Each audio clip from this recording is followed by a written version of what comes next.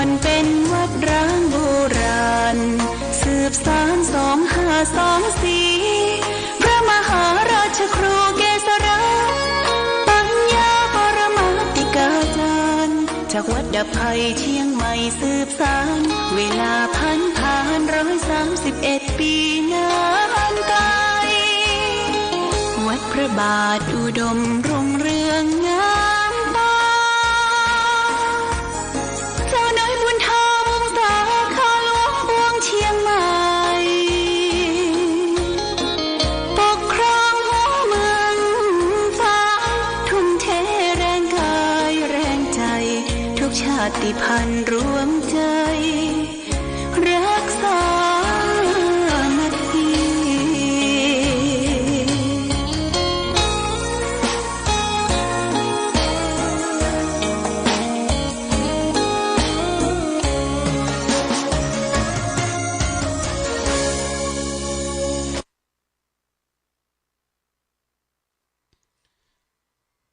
เจริญสุข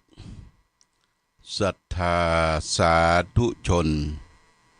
ญาติโยมท่านพุทธบริษัททั้งหลายวันนี้รายการธรรมประทีปส่องต่างก็ได้มาพบปะกับพ่อแม่พี่น้องศรัทธาสาธุชนญาติโยมแห่งครั้งหนึ่งวันนี้เป็นวันพุธที่24เดือนกรกฎาคมพุทธศักราช2567ซึ่งตรงกับเดือน8ใต้เดือน10เหนือแรม4ค่ำญาติโยมวันนี้เป็นวันเดือน10เหนือแรม4ค่ำได้เข้าพรรษามาก็4 วันแล้วนะ4 วันการเข้าพรรษาการเข้าจำก็ถือว่าเป็นการดีที่พระภิกษุสงฆ์ได้ประพฤติปฏิบัติอยู่วัดอยู่อารามอยู่วิหารอยู่อาวาสสถานที่เป็นกำลังจิตกำลังใจให้แก่ศรัทธาญาติโยมเพื่อได้ครบถ้วนไตรมาส3 เดือนก็เป็นโอกาสดีพระสงฆ์ที่มีกิจไปในงานต่างๆก็คงจะกลับมาก่อนบ่เกิน7 วันนะเช่นว่าได้ไปรักษาพยาบาลดูแลพ่อแม่ที่เจ็บป่วยไปดูแล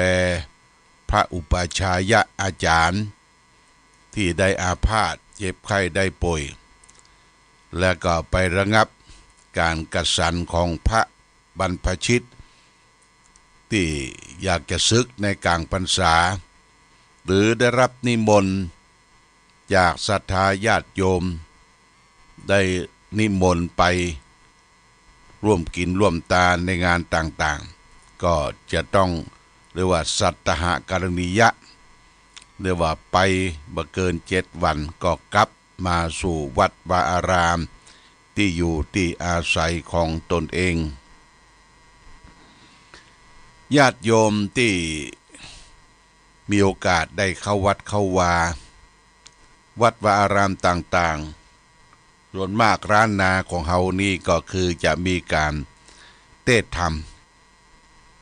ตอนเช้ามีการทำบุญตักบาตร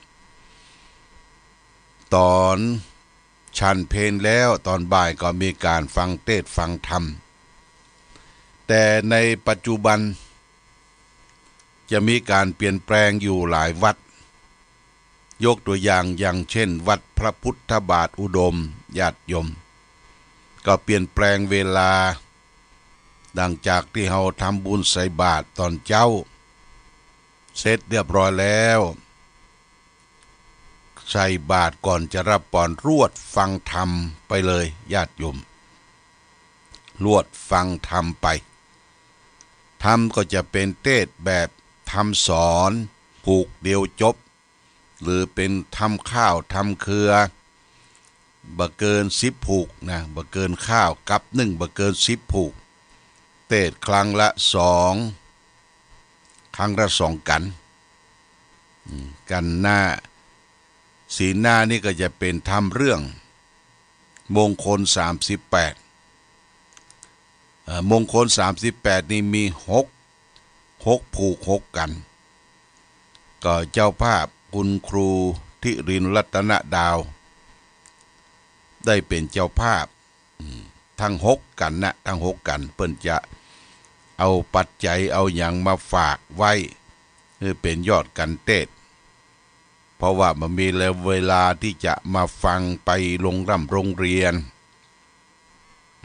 สอนนักเรียนก็ฝากวัดปัจจัยไว้เป็นกันเทศเป็นเก้าญาติโยมเป็นเก้าแล้วก็ศรัทธาทั้งหลายนั่นก็ร่วมกันเป็นเจ้าภาพได้ฝึกหัดพระเนนเทศเป็นข้าวเป็นธรรมข้าวทำนิยายสายเจี้ยคือทำเรื่องนี้มีความสำคัญคือมงคล38มงคลคืออย่างญาติโยมมงคลก็คือความเจริญความรุ่งเรืองความวัฒนาถาวรอันจะเกิดมีขึ้นกับตนกับตัวกับครอบกับครัวกับสังคมก็จะยกมาเป็นบางข้อบางประการคือศรัทธาสาธุชนทั้งหลายได้รับทราบรับฟังเวลาเฮานิมนต์ตุเจ้าไปเจริญพระพุทธมนต์ที่บ้านที่เคหสถานที่วัดวาอารามบทที่ขาดมาได้ก็คือมงคล38มงคล38เนี่ยเป็นบทมงคลได้กล่าวว่ามงคลที่1อาเสวนาจะพารานังปันติตานันจะเสวนาปูชาจะภูชนิยานังเอตัมมังคารมุตตมังนี่เป็นมงคลแรกบทแรกอาเสวนาจะพารานังปันติตานันจะเสวนาคือการไม่คบคนพาลคบบัณฑิตเป็นมงคลคนพาลก็คือคนที่บดีคือชักนำเฮาไปในทางชิบหายชักนำเฮาไปในทางอบายมุขเช่นเป็นนักเล่นการพนันชักนำเป็นนักเล่นเป็นกนันชักนำเฮาเป็นนักเลงสุราชักนำเฮาเป็นนักเลงผู้หญิงแล้วก็ชักนำเฮาไปเที่ยวกลางคืนนี่เป็นอบายมุขคือปากทางแห่งความเสื่อมความเสียอบายมุข4แล้วก็อบายมุข6เพิ่มมากับเกียรติคร้านการทำงานแล้วก็เกียรติคร้านการทำงานแล้วก็เที่ยวกลางคืนนี่คือเพิ่มมาเพราะฉะนั้นคนพาลไปหาผิดคบบัณฑิตพาไปหาผลเขาก็ครบบัณฑิตนักปราชญ์ท่านผู้รู้แจ้งเห็นจริงสามารถที่จะจักนำพาเราไปขึ้นสวรรค์คำว่าไปขึ้นสวรรค์นั่นก็คือญาติโยมก็คือพาไปวัดไปวาไปกินไปทานไปฟังเทศน์ฟังธรรมไปร่วมกันปฏิบัติธรรมจักนำกันไปเนี่ยพาไปขึ้นสวรรค์อันนี้คือบทแรกคืออาเสวนาจะพารานังปันติตานันจะเสวนาไม่คบคนพาลคบบัณฑิตเป็นมงคลบัณฑิตคือนักปราชญ์ท่านผู้รู้ทั้งหลายมีองค์สมเด็จพระสัมมาสัมพุทธเจ้าเป็นต้นเป็นประธานแล้วว่าบัณฑิตท่านนักปราชญ์ท่านผู้รู้บัณฑิตเมื่อเราได้ไปสัมผัสได้ไปไหว้ไปสักการะบูชาเปิ้นก็จะแนะนำสิ่งที่เป็นประโยชน์ตนประโยชน์ท่านว่าเฮาเกิดมาในภพนี้ชาตินี้จะทำอย่างให้เป็นประโยชน์ตนประโยชน์ท่านได้ก็ได้รับค สั่งคำสอนจากบัณฑิตนักปราชญ์ท่านผู้รู้บทต่อไปปูชาจะปูชะดียานังเอตัมมังคารมุตตมังบูชาบุคคลที่ควรบูชาเป็นนิมิตเป็นมงคลอย่างยิ่งบูชาคือการเคารพนอบน้อมเทิดทูนเฮาบูชาไผที่ใกล้ตัวที่สุดที่ฮือเฮาทุกสิ่งทุกอย่างก็คือพ่อแม่บิดามารดาพ่อแม่บิดามารดาในลูกทุกคนควรสักการะบูชายกย่องเทิดทูนให้ไว้อยู่ที่สูงการได้บูชาคุณพ่อแม่ถือว่าเป็นการทำบุญเริ่มต้นก่อนเราจะไปทำบุญอย่างอื่นฮือตานรักษาศีลภาวนาจะไปอุปถัมภ์อุปถากตุเจ้าพระสงฆ์ที่ไหนก็จ้างเตอะเปิ้นว่าฮือไหว้พระประจำบ้านประจำเฮือนเฮาก่อนคือพ่อแม่ไหว้พระประจำบ้านประจำเฮือนของเฮาบูชาบุคคลที่ควรบูชาบูชามีสองอย่างบูชาด้วยอามิตรคือสิ่งของมีดอกไม้ธูปเทียนเครื่องสักการะข้าวน้ำปัจจัยต่างๆทั้งหลายทั้งปวงเสื้อผ้าอาภรณ์เครื่องนุ่งห่มยารักษาโรคนี่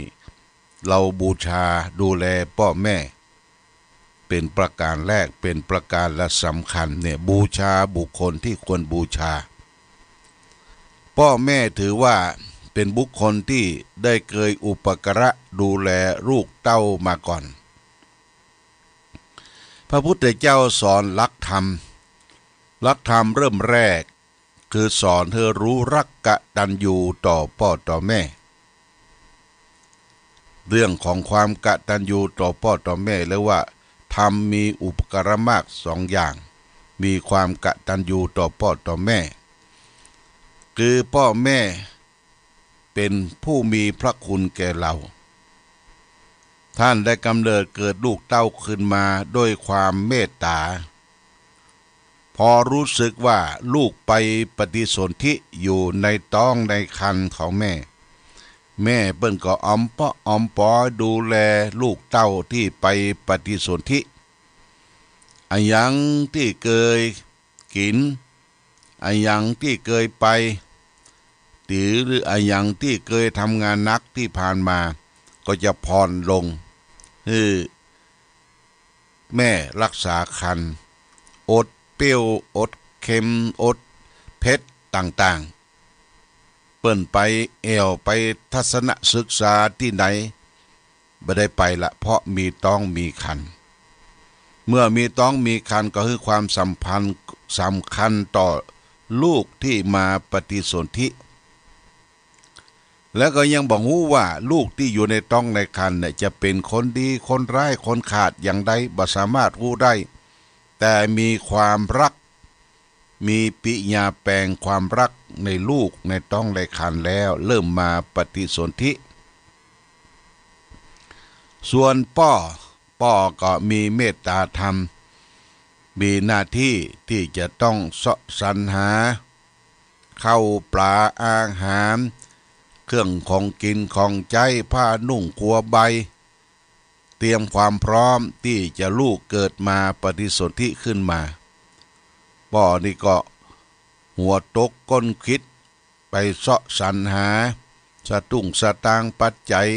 เตรียมความพร้อมแต่ก่อนนี้เปิ้นเตรียมทุกอย่างเตรียมอู่นอนเตรียมผ้าอ้อมเตรียมขวดนมเตรียมสถานที่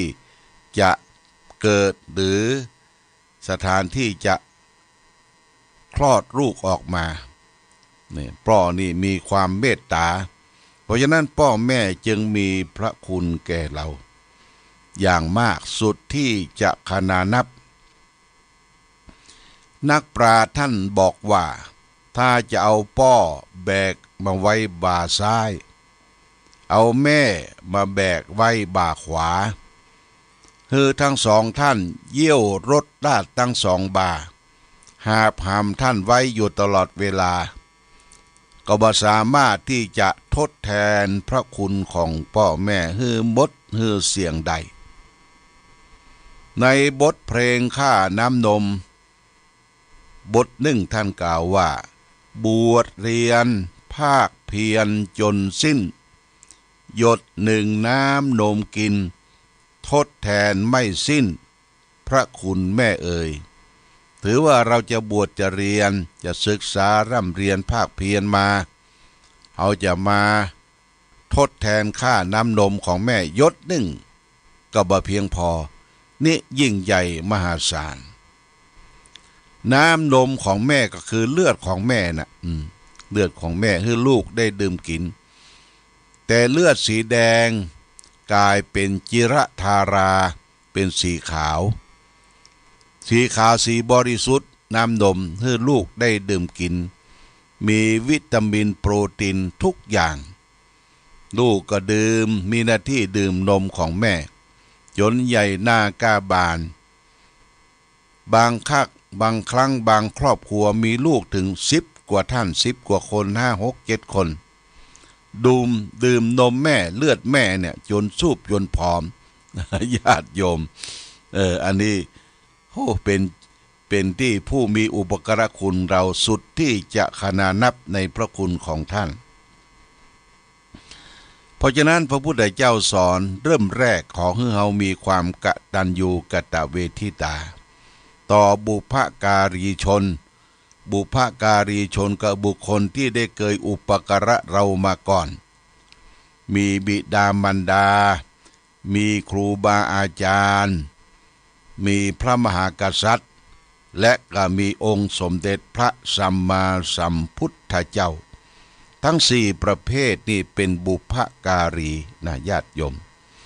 คนที่จะต้องตอบแทนแล้วว่าเป็นคนที่มีความกตัญญูกตเวทิตาต่อบุพการีบุคคลใดตอบแทนบุญคุณให้แก่พ่อแม่คนนั้นจะมีสง่าราศี